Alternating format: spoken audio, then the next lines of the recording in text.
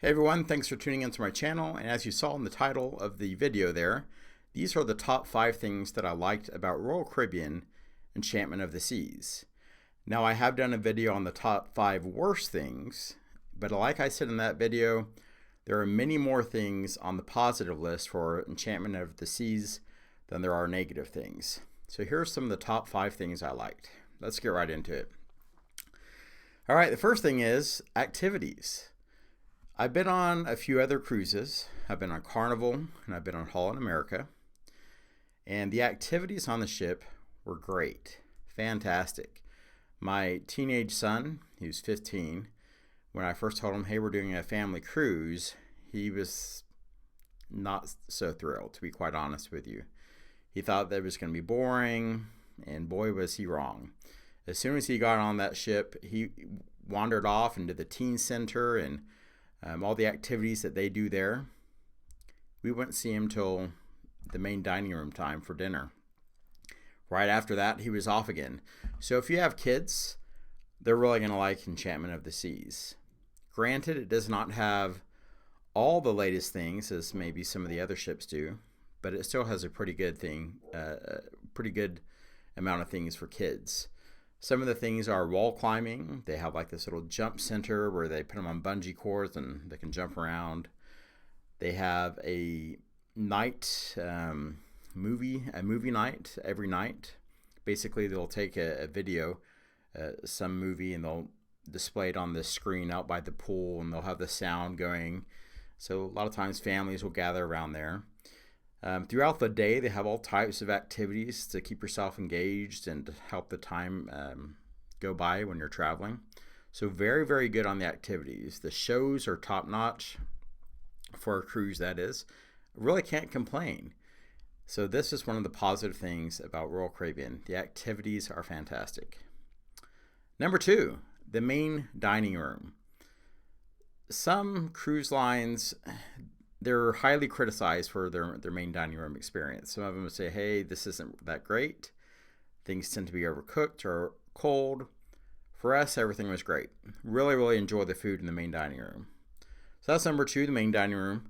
The third one is the excursions. Royal Caribbean had a fantastic list of excursions to do through, at the port we went to, which was, where did we go? Cozumel.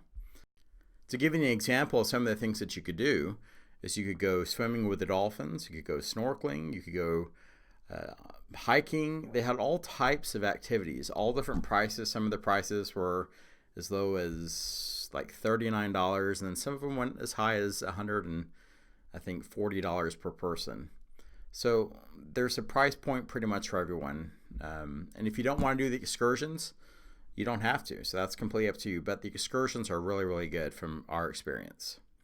Number 4, the crew was very friendly. I've heard of some people going on cruises and they thought the staff was kind of stuck up. MSC, we're talking about you. And so that's kind of a really sour experience to go on a cruise and you feel like you're having to watch what you say around a crew. So the crew on Royal Caribbean was fantastic. And the 5th thing was the size of the ship. Now hear me out on this. This is not the biggest ship. I think it holds about 24 to 2,600 people. The newer ships hold anywhere from 4,000 to 6,000 people and have all these activities and things like that. But there is definitely an advantage with the smaller ships. Let's go through them. A, less crowded. The buffets tend to be a little bit less crowded. The lines at the elevator, you're not waiting as long. You're not having to pre-book a show. Some of the bigger ships, if you want to go to a show, you may have to pre-book that because they don't have enough seats in the auditorium. Well, that's not the case on Enchantment of the Seas. So that's a huge benefit. Also, if you look at the staff per customer ratio, it tends to be higher on those bigger ships. So let's say you may have one staff member for every 4 people on the bigger ships. On the smaller ships, like Enchantment of the Seas, you tend to have one staff member for 2.3 people. Well, that comes in handy, especially if you need someone or trying to figure out how to get something done. So that is number 5, the size of the ship. is something I really liked about the Enchantment of the Seas. There are many other things I could say. Obviously, the price of Enchantment of the Seas was a bit better than some of the competitors that are out there on the market.